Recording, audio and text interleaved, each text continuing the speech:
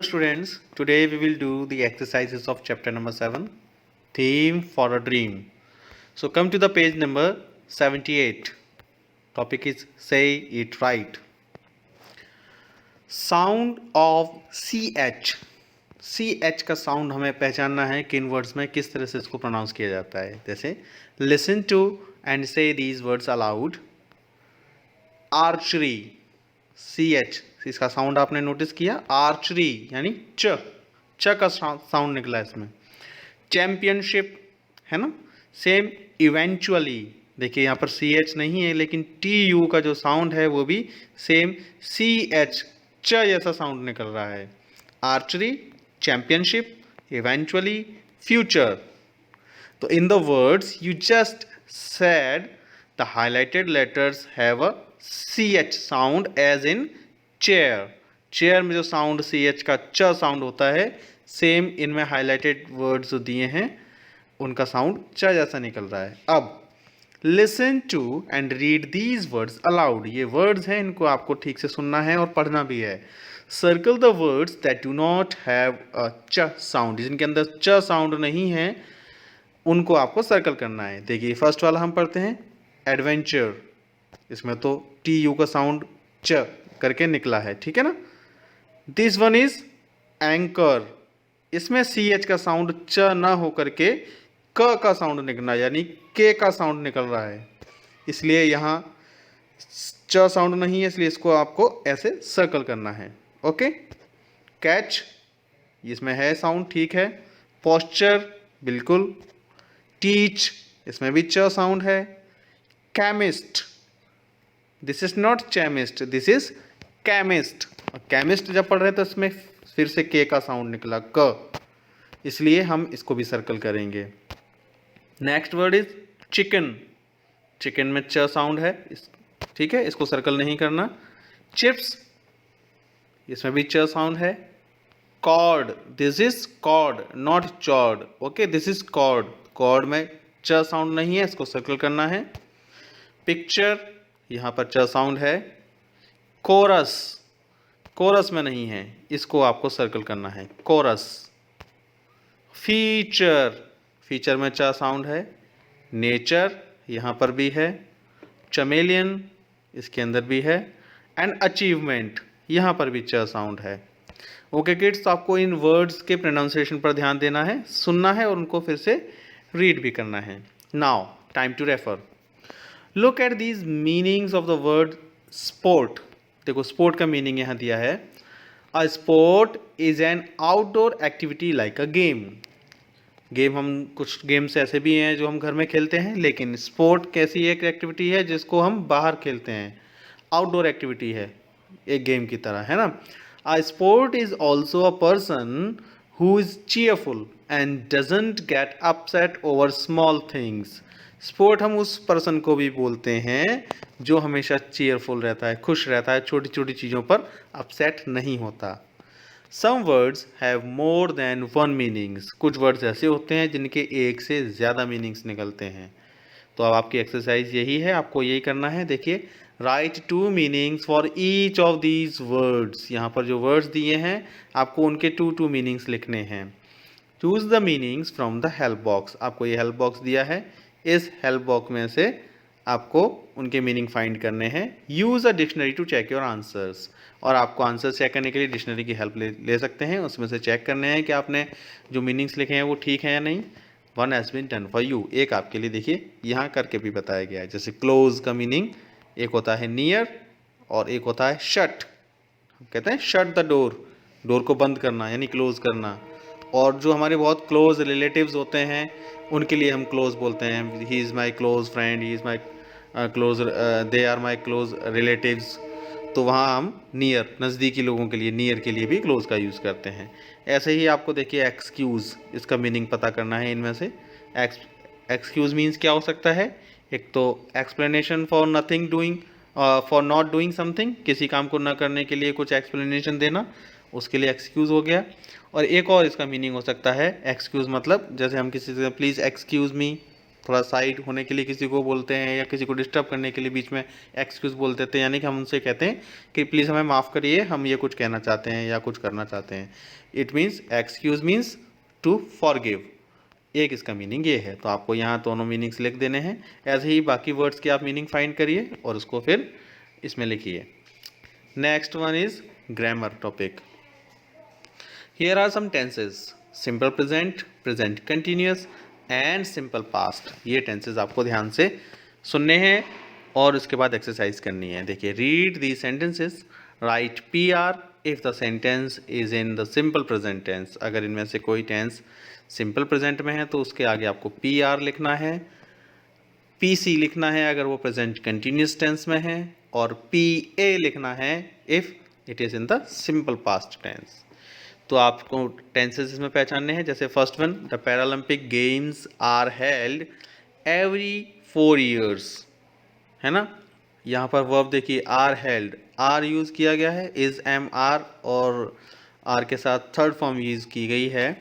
तो इस तरह के टेंसेस जो होते हैं, अगर हम इज MR के साथ वर्ब में ING लगा देते हैं, ING फॉर्म अगर आ जाती है तो वो हमारा प्रेजेंट कंटिन्यूस टेंस हो जाता। लेकिन यहाँ पर सिर्फ आर यूज़ किया है मेन वर्ब की तरह, आर हेल्ड, तो ये होगा आपका PR यानी कि simple present tense.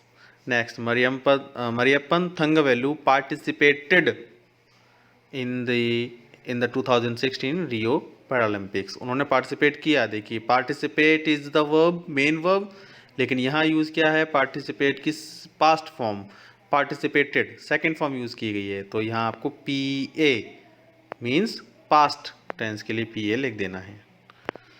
Come to the next page. अब देखिए, समझिए हमने ऐसा क्यों लिखा। Let's do a quick recap of what you have learned in this chapter. देखिए, डेफिनेशंस दी हैं आपको। Present tense, the simple present tense shows an action that happens regularly और something that is generally true.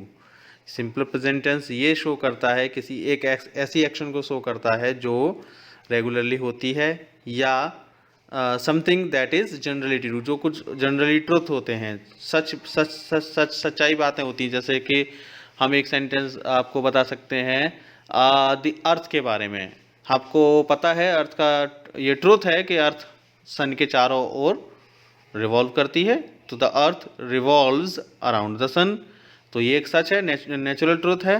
तो यहाँ पर भी हम सिंपल प्रेजेंट टेंस का यूज़ करेंगे। जैसे यहाँ पर चैप्टर में दिया गया था, Mariyappan wakes up early every day. Mariyappan daily सुबह जल्दी उठते थे, है ना। अब देखिए, the present continuous tense shows what is happening at the time of speaking, कि जिस समय कोई बात बोली जा रही है उसी समय कोई काम हो रहा होता है, वहाँ प्रेजेंट कंटिन्यूस टेंस होता है। तो we use ING form of the verbs in this tense with is MR। जैसे मैंने आपको भी बताया, प्रेजेंट कंटिन्यूस टेंस में हम इज MR के साथ वर्ब में ING लगा देते हैं। जैसे we are hoping he will win a medal, हम लोग होप कर रहे हैं कि वो एक मेडल विन करेगा। तो देखिए, वी प्लूरल वर्ड है, इसलिए इसके साथ हमने R का यूज़ किया और वर्ब के साथ ING लगा दिया। We are hoping that he will win a medal. Okay, now simple past tense. Simple past tense shows an action that has already taken place, जो काम पहले से हो चुका है, पहले से हुआ है। ऐसी वर्ब्स को शो करने के लिए सिंपल पास्ट टेंस यूज़ किया जाता है। जैसे we left for the competition on time, यानी हमने टाइम पर कंपटीशन लेफ्ट कर दिया, छोड़ दिया था। तो लेफ्ट पास्ट के बारे में बता रहा है हमें, है ना। तो इसमें हमें वर्ब की सेकंड फॉर्म यानी पास्ट फॉर्म का यूज़ करना पड़ता है। Now come to past continuous tense. Thangavelu is practising hard for the competition. अब यहाँ देखिए, आपकी वर्ब थी is practising. The verb is practising tells us that the action is happening right now. इससे ये पता चलता है कि थंगवेलु अभी प्रैक्टिस कर रहे हैं, काफ़ी हार्ड प्रैक्टिस कर रहे हैं कंपटीशन के लिए। तो ये वर्ब इसी समय हो रही है, एक्शन इसी समय चल रही है जिस समय ये सेंटेंस बोला जा रहा है। Now read the sentences. Thangavelu was practising hard for the competition. अब देखिए, यहाँ हमने यूज़ किया था थंगवेलु इज प्रैक्टिसिंग और यहाँ है Thangavelu was practicing hard for the competition. He was trying his best to win a medal. The spectators were cheering for him. तो देखिए यहाँ पर जो हाईलाइटेड वर्ड्स दिए हैं आपको, ये वर्ब हैं. The verbs in these sentences are in the past continuous tense. कैसे पहचाना हमें पास्ट कंटिन्यूअस? प्रेजेंट को पहचानने के लिए हमें इज, एम, आर और उसके साथ वर्ब की फर्स्ट फॉर्म में आईएनजी देखना है. यहाँ देखिए वॉज या वर के साथ वर्ब की फर्स्ट फॉर्म में आईएनजी यूज की गई है. तो it shows an action that was going on for a period of time in the past. We use the helping verbs was और were with the ing form of the verb to form the past continuous tense. Okay, यानी past continuous tense बनाने के लिए हमें was और were के साथ verb की फर्स्ट फॉर्म में ing लगाना है, यानी वर्ब की ing फॉर्म यूज करनी है. ओके, अब देखिए आपको इसी बेस पर एक्सरसाइज बी करनी है. Look at the pictures and complete the sentences to show what the children were doing at 10 AM. इन पिक्चर्स को देखना है और आपको बताना है कि बच्चे 10 AM क्या काम कर रहे थे, है ना. पास्ट की बात हो रही है, were doing. Okay, at 10 AM 10 children were out for a picnic. Picnic के लिए गए थे 10 चिल्ड्रन. Okay, 3 children. अब देखिए यहाँ 3 चिल्ड्रन क्या कर रहे हैं, ये खेल रहे हैं ना, तो हम क्या लिख देंगे, 3 चिल्ड्रन वर प्लेइंग विद, किसके साथ खेल रहे हैं, skipping rope, with a skipping rope. Okay, ऐसे ही देखिए इसमें से 4 क्या खेल रहे हैं, फुटबॉल खेल रहे हैं, तो हम लिख सकते हैं 4 ऑफ देम वर. यहाँ वर क्यों आएगा, 4 के बारे में बात कर रहे हैं. द चिल्ड्रन, 3 चिल्ड्रन, यहाँ भी हमने 3 चिल्ड्रन के साथ वर लगाना है, वॉज का यूज नहीं करना है क्योंकि प्लूरल है, कई सारे बच्चे हैं, 3 हैं, 1 से ज़्यादा हैं, इसलिए हमें वर का यूज़ करना है. अगर एक सिंगुलर पर्सन कोई होता है उसके साथ वॉज का यूज़ करना होता है. तो यहाँ लिख देंगे 3 children were playing with a skipping rope. और इन 4 चिल्ड्रंस को देखकर यहाँ लिखना है आपको 4 ऑफ देम वर प्लेइंग, क्या खेल रहे हैं, फुटबॉल, तो were playing football. 2 of them, देखिए 2 बच्चे यहाँ कुछ बैठे हुए हैं, कुछ कर रहे हैं ना, खा रहे हैं कुछ, तो आप लिख सकते हैं 2 of them were sitting and eating. 2 बच्चे उनमें से बैठे थे और खा रहे थे, और एक बच्चा क्या कर रहा है, देखिए ये काइट उड़ा रहा है ना. तो आपको लिखेंगे 1 ऑफ देम वॉज. देखिए 1 की बात हो रही है तो यहाँ हमें वॉज लगाना है. अभी तक हमने वर का यूज़ किया था. The 3 children were, 4 of them were, ऐसे 2 of them were sitting and eating, and 1 of them was flying kite. Okay, now come to the next page, page number 81. This is exercise C. Complete these sentences with the correct words from the brackets. आपको brackets में देखिए 2 words दिए हैं, आपको सही word यहाँ पर use करना है. तो देखिए 1948 सर लुडविग गटमैन बिगेन, उन्होंने क्या शुरू किया, एनकरेजिंग इंजर्ड सोल्जर्स या एनकरेज्ड, उन्होंने शुरू किया एनकरेज करना, एनकरेजिंग लगाएंगे यहाँ पर, है ना. Encouraging injured soldiers to play a sport and compete with each other. तो यहाँ आपको encouraging यूज करना है. नेक्स्ट देखिए, he was happy when he got to know that other differently abled people were also, were के साथ हम ing form लगाएंगे, तो यहाँ लिखेंगे showing an interest in sports. ठीक है. These contests for differently abled, अब इसके साथ क्या आएगा, देखिए यहाँ पर डिफरेंटली एबल्ड, उसके बाद कोई भी हेल्पिंग वर्ब यूज नहीं की गई है, राइट. तो यहाँ आपको सेकंड फॉर्म यूज करनी है, गेव, सिंपल पास्ट की. These contests for the differently abled gave rise to the event called the Paralympics, है ना. यहाँ आपको गेव यूज करना है. This is Leela.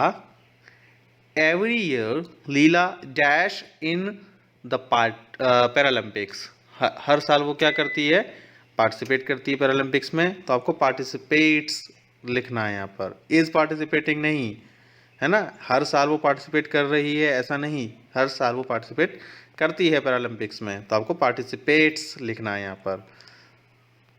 Last year she dash in archery, competed या कंपीटिंग, इज कंपीटिंग तो नहीं आएगी क्योंकि लास्ट ईयर की बात हो रही है, लास्ट ईयर उसने पार्टिसिपेट किया था, कंपीट किया था, तो आपको लिखना है competed, last year she competed in archery.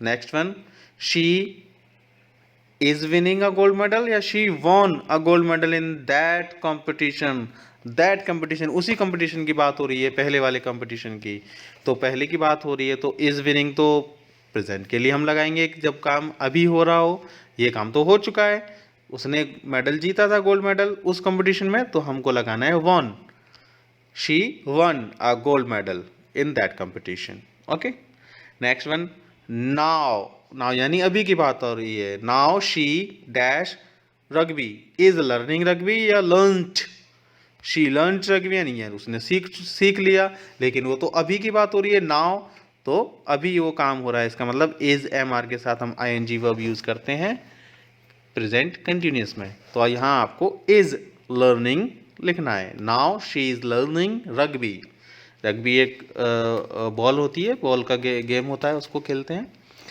She feels that sports and exercise dash people healthy and confident, यानी उसको ऐसा लगता है, फील होता है कि स्पोर्ट्स और एक्सरसाइज जो होती हैं वो लोगों को हेल्दी और कॉन्फिडेंट रखती हैं, है ना, तो आपको कीप लिखना है, वर कीपिंग पहले रख रही थी, ऐसा तो नहीं, अभी भी रखती हैं, तो ये नेचुरल ट्रूथ है, तो कीप यानी हमें प्रेजेंट, सिंपल प्रेजेंट यूज करना है, यहाँ पर कीप लिखना है। Okay, so this was your exercise, इसको आपको अच्छे से नोटबुक में करना है, मैंने जितनी भी एक्सरसाइज आपको बताई हैं, फिर हम मिलते हैं आपको नेक्स्ट क्लास में अगली टॉपिक के साथ। Okay, till then bye bye.